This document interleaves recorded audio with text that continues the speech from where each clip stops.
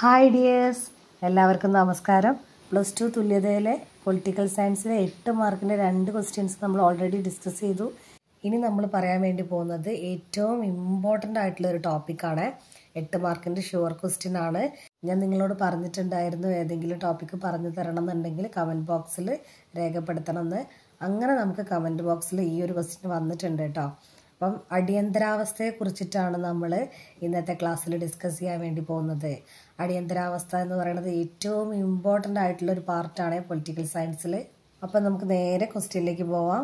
6ാമത്തെ chapter ആയിട്ടുള്ള ജനാധിപത്യ സംവിധാനം പ്രതിസന്ധിയിൽ എന്നതിലെ ക്വസ്റ്റ്യൻ ആണ്. ക്വസ്റ്റ്യൻ വായിക്കാം. ദേശീയ അടിയന്തരാവസ്ഥ പ്രഖ്യാപനത്തിലേക്ക് നയിച്ച കാരണങ്ങളും അടിയന്തരാവസ്ഥയുടെ പ്രത്യാഘാതങ്ങളും വിശദീകരിക്കുക. ഇതിൽ കുറച്ച് സൂചനകൾ നമുക്ക് നൽകിയിട്ടുണ്ട്. എന്താ നോക്കാം. സാമ്പത്തിക സാഹചര്യങ്ങൾ, രാഷ്ട്രീയ പ്രക്ഷോഭങ്ങൾ, ജുഡീഷ്യറിയുമായുള്ള ഏറ്റുമുട്ടൽ, അലഹബാദ് കോടതി വിധി, പ്രത്യാഘാതങ്ങൾ. 1975 കേട്ടോ അടിയന്തരാവസ്ഥ പ്രഖ്യാപിച്ചത്. അപ്പം നമ്മൾ ഈ ഒരു ക്വസ്റ്റ്യൻ എഴുതുമ്പോൾ ആദ്യം നമ്മൾ എന്ത് എഴുതണം? ഒരു ചെറിയൊരു ബാക്ക്ഗ്രൗണ്ട് പോലെ എഴുതണം. അപ്പം 1967 ശേഷം ഇന്ത്യൻ രാഷ്ട്രീയത്തിൽ നിർണായകമായിട്ടുള്ള പല മാറ്റങ്ങളും ഉണ്ടായിട്ടുണ്ട്. ഇന്ദിരാഗാന്ധി പലരെയും വെല്ലുന്ന ഒരു നേതാവായിട്ട് മാറിയിട്ടുണ്ടായിരുന്നു ഒരു കാലഘട്ടത്തിൽ. കടുത്ത കക്ഷി രാഷ്ട്രീയത്തിൻ്റെ കാലം കൂടിയായിരുന്നു ഈ ഒരു കാലഘട്ടം. 1975 ജൂൺ 25 ഭരണഘടനയുടെ ആർട്ടിക്കിൾ 352 പ്രകാരം രാഷ്ട്രപതി ഫക്രുദ്ദീൻ അലി അഹമ്മദ് അടിയന്തരാവസ്ഥ പ്രഖ്യാപിച്ചു. അപ്പോൾ ഇയർ എന്നാണ്? 1975 ജൂൺ 25. 1975 ജൂൺ 25 അടിയന്തരാവസ്ഥ പ്രഖ്യാപിച്ചത്. ഏത് ആർട്ടിക്കിളാണ്?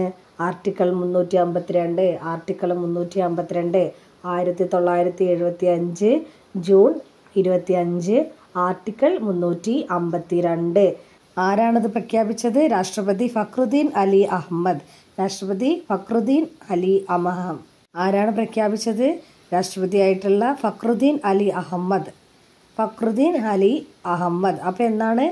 1975 ജൂൺ 25 ആർട്ടിക്കിൾ 352 പ്രകാരം ആരാണ്? രാഷ്ട്രപതി ഫക്രുദ്ദീൻ അലി അഹമ്മദാണ് അടിയന്തരാവസ്ഥ പ്രഖ്യാപിച്ചത്.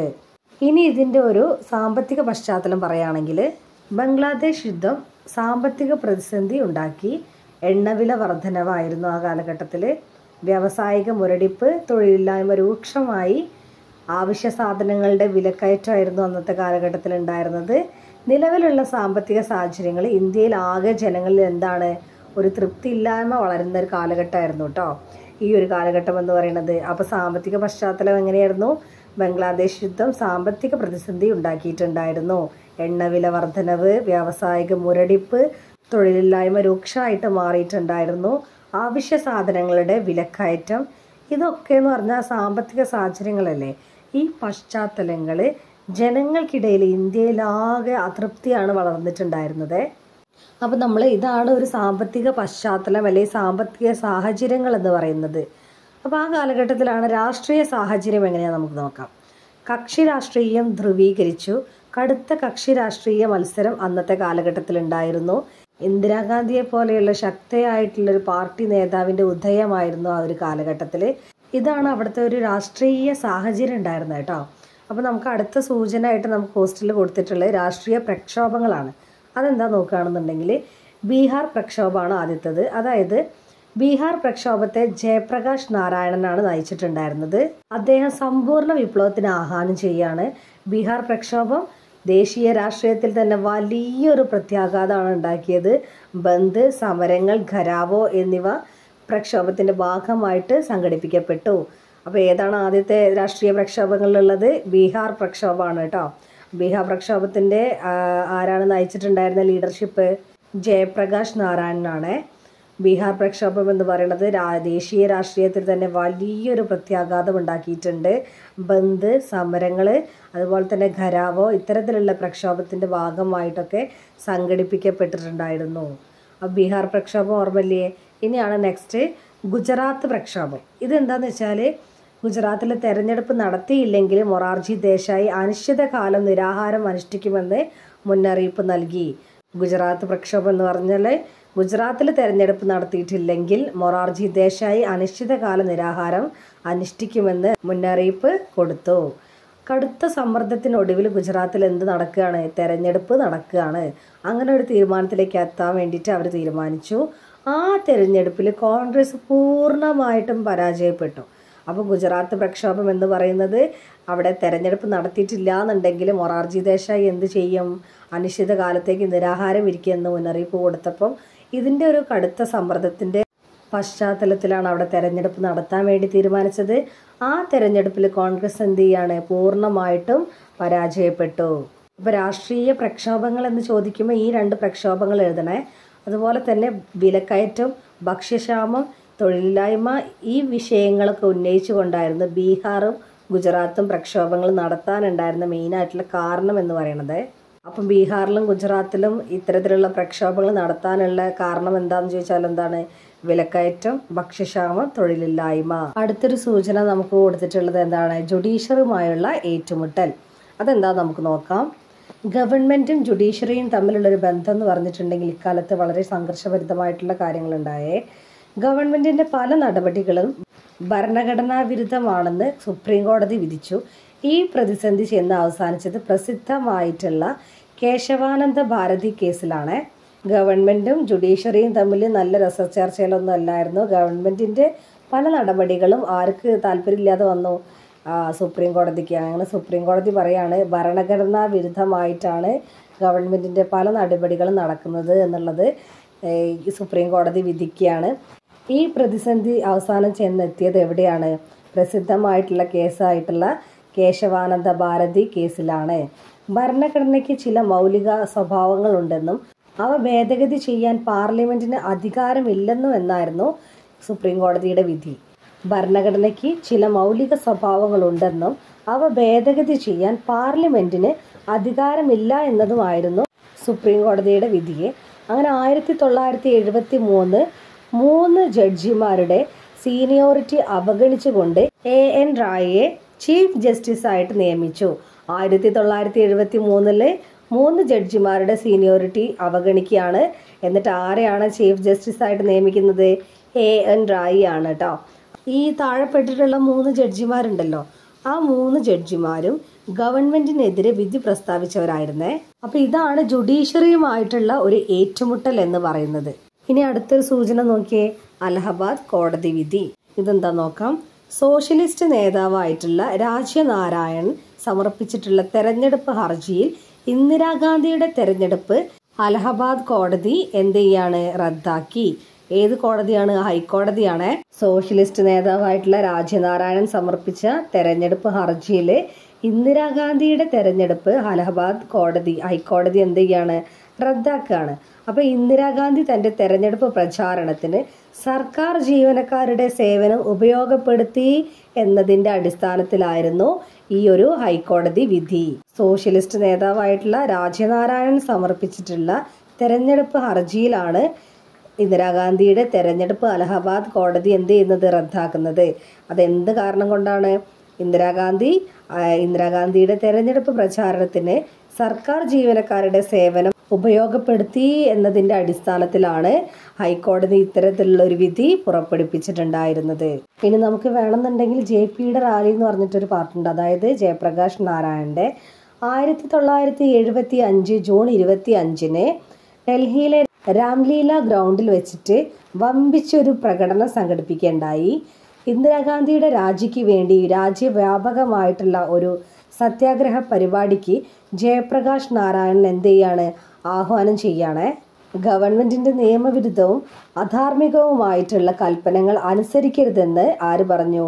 ജയപ്രകാശ് നാരായണൻ അഭ്യർത്ഥിച്ചു. ഇനി നമുക്ക് അടിയന്തരാവസ്ഥയുടെ പ്രത്യാഘാതങ്ങൾ എന്തൊക്കെയാണെന്നുള്ളത് ഡിസ്കസ് ചെയ്യാം. അതിനു മുന്നേ അടിയന്തരാവസ്ഥ പ്രഖ്യാപനം എങ്ങനെയായിരുന്നു? 1975 ജൂൺ 25 ഏതാണ് ആർട്ടിക്കിള്? ആർട്ടിക്കിൾ 352.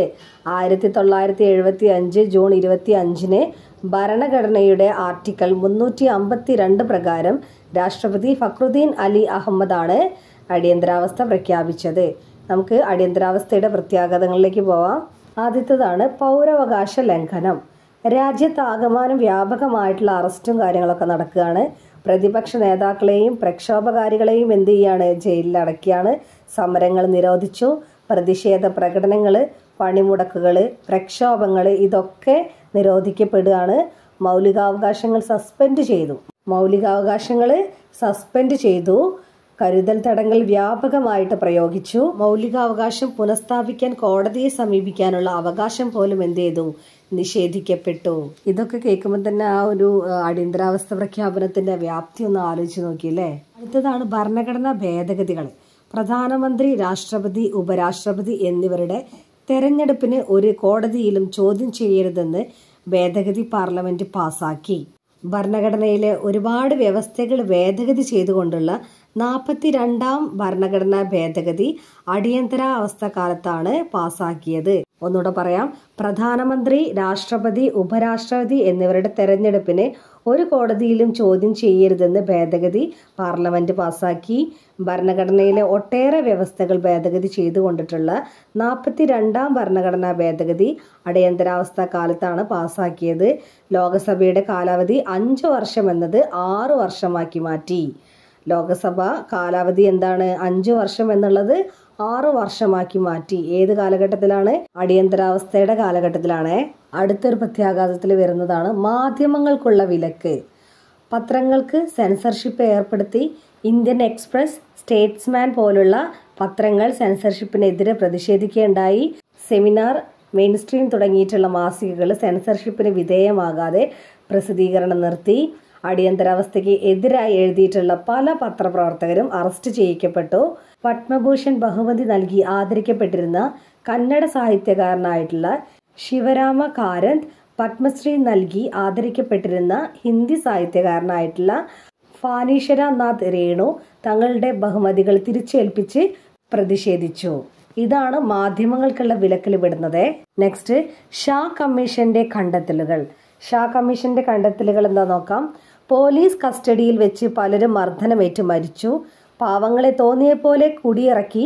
അടിയന്തരാവസ്ഥയുടെ മറവിൽ 100 കണക്കിന് ജനങ്ങളെ നിർബന്ധിത വന്ധ്യകരണ ശസ്ത്രക്രിയയ്ക്ക് വിധേയമാക്കി. 1,00,000-ൽ പരം ആളുകളെ അറസ്റ്റ് ചെയ്തിട്ടുണ്ടായിരുന്നു. നിയമപരമല്ലാത്ത പത്രങ്ങൾക്ക് മേൽ സെൻസർഷിപ്പ് ഏർപ്പെടുത്തി. ഒരു ഔദ്യോഗിക പദവിയും വഹിക്കാത്തവർ യഥേഷ്ടം അധികാരം കൈയാളി. ഈ ഷാ കമ്മീഷൻ എന്ന് പറഞ്ഞിട്ടുണ്ടെങ്കിലേ 1975 അടിയന്തരാവസ്ഥയിലെ അധികാര ദുർവിനിയോഗം, അമിതാധികാര പ്രയോഗം, തെറ്റായ നടപടികൾ ഇത് അന്വേഷിക്കുന്നതിന് വേണ്ടിയിട്ടാണ് സുപ്രീം കോടതി ജഡ്ജി ആയിരുന്ന JC ഷാ അധ്യക്ഷനായി ഒരു കമ്മീഷൻ നിയമിക്കപ്പെട്ടത്. അതാണ് ഏത്, ഷാ കമ്മീഷൻ. അപ്പോൾ ഷാ കമ്മീഷൻ ചിലപ്പം 2, 3, 4 മാർക്കിനൊക്കെ ചോദിക്കുകയാണെങ്കിൽ അടിയന്തരാവസ്ഥ കാലഘട്ടത്തിൽ അതിൻ്റെ കാര്യങ്ങൾ അന്വേഷിക്കുന്നതിന് വേണ്ടിയിട്ടാണ് സുപ്രീം കോടതി ജഡ്ജി ആയിരുന്ന JC ഷായാണ് അധ്യക്ഷനായിട്ട് ഇത്തരത്തിലുള്ളൊരു കമ്മീഷൻ നിയോഗിക്കപ്പെട്ടത്. അപ്പോൾ ഈ അടിയന്തരാവസ്ഥയുടെ മറവിൽ നിരവധി അതിക്രമങ്ങളൊക്കെ നടക്കുന്നതായിട്ടും ഈ JC ഷായുടെ നേതൃത്വത്തിലുള്ള ഷാ കമ്മീഷൻ കണ്ടെത്തിയിട്ടുണ്ടായിരുന്നു. 1,00,000-ൽ പരം ആളുകളെ കരുതൽ തടങ്കൽ നിയമപ്രകാരം അറസ്റ്റ് ചെയ്യപ്പെട്ടു. നിയമ സാധുതയില്ലാത്ത പത്രങ്ങൾക്ക് മേൽ സെൻസർഷിപ്പ് ഏർപ്പെടുത്തി. 100 കണക്കിന് ആളുകളെ നിർബന്ധിത വന്ധ്യകരണം ശസ്ത്രക്രിയയ്ക്ക് വിധേയമാക്കി. ഇതൊക്കെയായിരുന്നു ഷാ കമ്മീഷന്റെ കണ്ടെത്തലുകളെ. ഇനി നമുക്ക് അടിയന്തരാവസ്ഥയുടെ ഒരു പ്രതിഫലനം എങ്ങനെയാണെന്നുള്ളത് നോക്കാം കേട്ടോ. ഏതാണ് ആർട്ടിക്കിൾ നമ്മൾ പറഞ്ഞത്? 352 ഈ അടിയന്തരാവസ്ഥയുടെ പ്രതിഫലനം നമ്മൾ കാണപ്പെടുന്നത് സംസ്ഥാന ഗവൺമെന്റുകളുടെ എല്ലാ അധികാരങ്ങളും സസ്പെൻഡ് ചെയ്യപ്പെടും. രാജ്യത്തെ എല്ലാ അധികാരങ്ങളും കേന്ദ്ര സർക്കാരിൽ നിക്ഷിപ്തമാവും. മൗലികാവകാശങ്ങൾ മുഴുവനായോ ഭാഗികമായോ സസ്പെൻഡും ചെയ്യാം. ഇനി ലെസൺസ് ഫ്രം എമർജൻസി അല്ലെങ്കിൽ അടിയന്തരാവസ്ഥയിൽ നിന്ന് നമുക്ക് പാഠം ഉൾക്കൊണ്ട കാര്യങ്ങളാണ്. ഇന്ത്യൻ ജനാധിപത്യത്തിന്റെ ശക്തി ദൗർബല്യങ്ങൾ വെളിവാക്കപ്പെട്ടു. ചെറിയ കാലയളവിനുള്ളിൽ തന്നെ സാധാരണ നിലയ്ക്കുള്ള ജനാധിപത്യ പ്രവർത്തനം പുനരാരംഭിച്ചു. പല ഭരണഘടനാ വ്യവസ്ഥകളും അവ്യക്തമാണെന്ന് ബോധ്യപ്പെട്ടു. അത് പിന്നീട് പരിഹരിക്കപ്പെട്ടു. അടിയന്തരാവസ്ഥ പ്രഖ്യാപിക്കാൻ സായുധ കലാപം കാരണമായി മാറ്റപ്പെട്ടു. അടിയന്തരാവസ്ഥ പ്രഖ്യാപിക്കാൻ മന്ത്രിസഭ രേഖാമൂലം രാഷ്ട്രപതിക്ക് ഉപദേശം നൽകണം. ഈ അടിയന്തരാവസ്ഥയുടെ കാലഘട്ടത്തിൽ പൗരസ്വാതന്ത്ര്യം നഷ്ടപ്പെട്ട സാഹചര്യത്തിൽ പൗരസ്വാതന്ത്ര്യത്തിന്റെ മൂല്യം എന്താണെന്ന് ജനങ്ങൾക്ക് മനസ്സിലാക്കുകയും ചെയ്തു. ഇതാണ് അടിയന്തരാവസ്ഥ എന്ന് പറയുന്നത്. ഈ അടിയന്തരാവസ്ഥ ഏത് കാലഘട്ടത്തിലായിരുന്നു? 1975 ജൂൺ 25. ഏതാണ് ആർട്ടിക്കിള്? ആർട്ടിക്കിൾ 352. ഏത് രാഷ്ട്രപതിയായിരുന്നു ഇത് മുന്നോട്ടേക്ക് പ്രഖ്യാപിച്ചിട്ടുണ്ടായിരുന്നത്? ഫക്രുദ്ദീൻ അലി അഹമ്മദ്. ഇതൊക്കെ വൺ വേർഡായിട്ട് ചോദിക്കുന്ന ക്വസ്റ്റ്യൻ ആണ്. അപ്പോൾ ഇതാണ്. നമുക്ക് അടുത്ത ക്ലാസ്സിൽ വേറൊരു 8 മാർക്കിൻ്റെ ക്വസ്റ്റ്യനുമായിട്ട് കാണാം.